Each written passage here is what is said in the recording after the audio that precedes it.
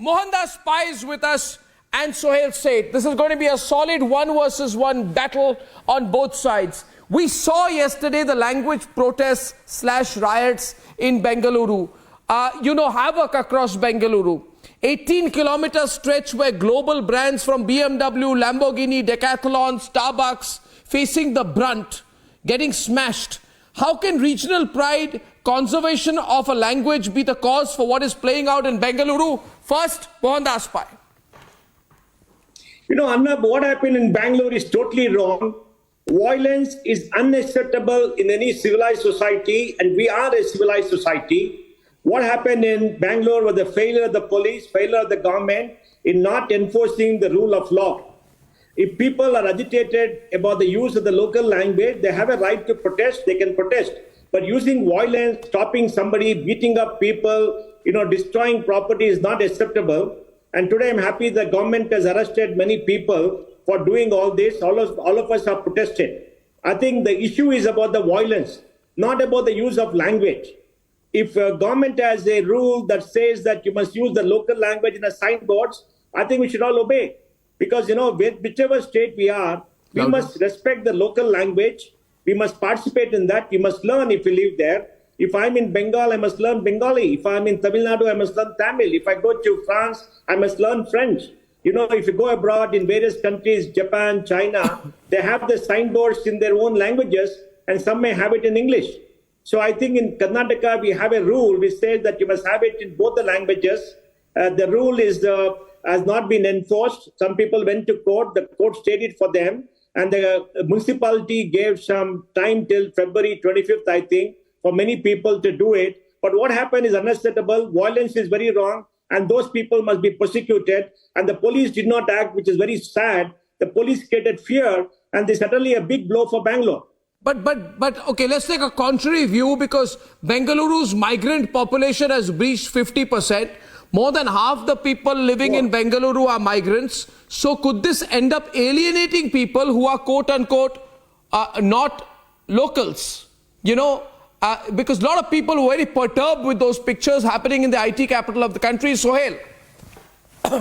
While I normally tend to agree with whatever, today I'm a bit amazed at the logic, because the logic is flawed. It is not about language. It is not about violence. It is about stupid appeasement. It is about the lack of law enforceability. It's about a ridiculously stupid government which has allowed this nonsense to flare up. If DK Shivkumar and I all have so much of courage, why the hell don't they go to the Karnataka High Court and say we will not entertain any applications in the High Court unless you change your language to Kannada?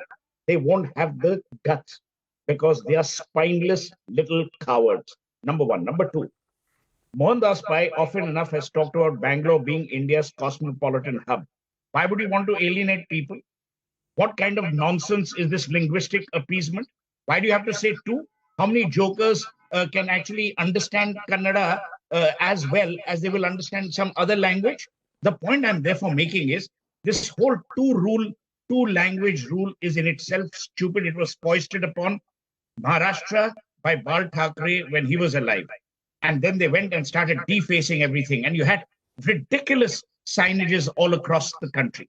I am totally in favor of local identity, and I'm totally in favor of languages of India being learned, but not at the point of a gun, not through coercive measures. What has happened yesterday in Bangalore and day before is reprehensible. You are the talk of the global conversation when it comes to digital India. Is this the image you want of Bangalore now becoming a city which hosts lumpen elements who take the law into their own hands? You, Mohandas, along with Kiran and Pradeep Karanol, have been part of this Save Bangalore or whatever it was, which is doing yeoman work. Do you really want to be associated with these gundas, these hoodlums, who actually belong to prison and not to some linguistic university? So my point very simply is, this must not be condoned by the likes of Mohandas or intelligent people. Intelligent people must slam these jokers, which include the chief minister and his deputy. Shiv Kumar seems to be a guy who wants to do business.